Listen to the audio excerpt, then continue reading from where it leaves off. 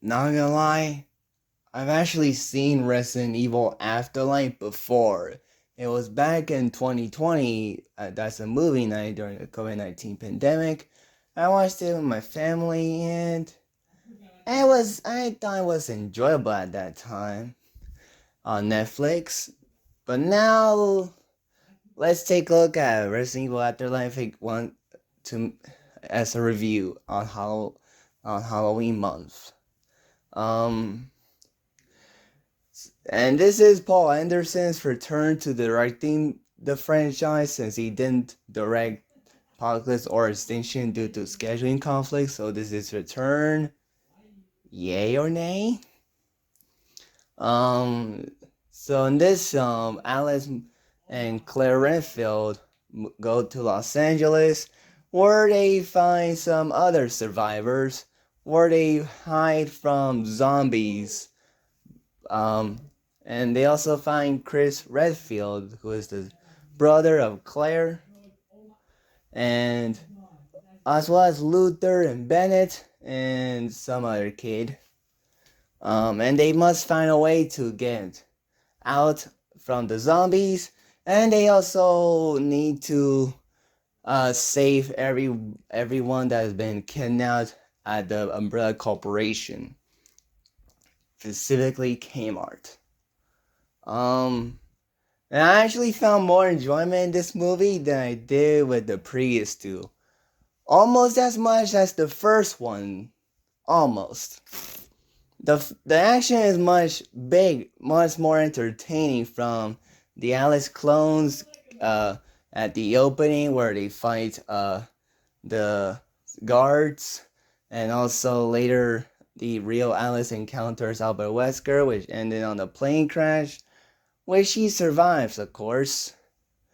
As well as the big fight between the zombies, where Alice and the survivors fight zombies and escape, as well as Bennett betrays them, which came out of nowhere. I did not expect that.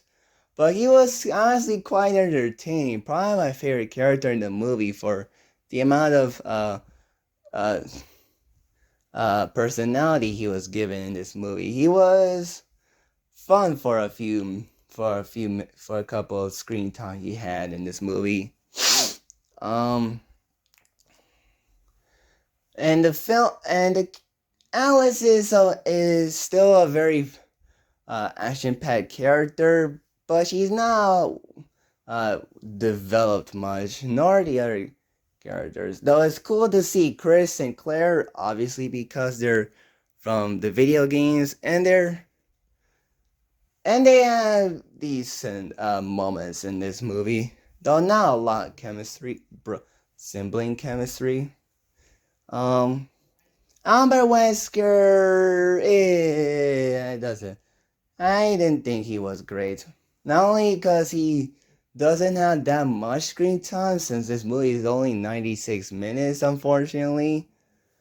But also, it kinda, unless if it's like clones, he kinda can survive anything because he managed to somehow survive the plane crash.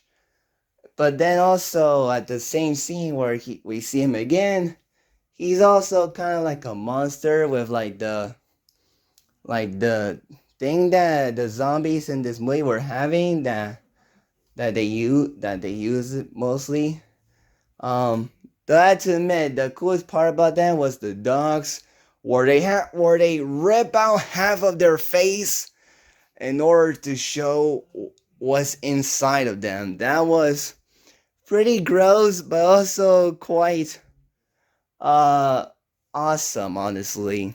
But it has a very fun action at the movie where Claire and Chris fight Albert Wesker, and Alice fights the dogs.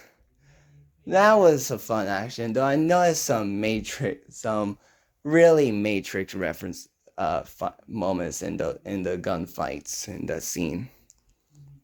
Um, I thought Alice's costume was still very cool. She does have some very cool outfits in these movies. Um, and um, um, overall, I thought Resident Evil Apocalypse was more fun than Apocalypse. Did I say Apocalypse or Afterlife? Afterlife. Resident Evil Afterlife is more fun than Apocalypse and Extinction, and almost near top with the first one. It's not a great movie, but it's a fun watch, I guess. It's a fun watch. Just it's best to say about it. So that's it. Resident Evil Afterlife.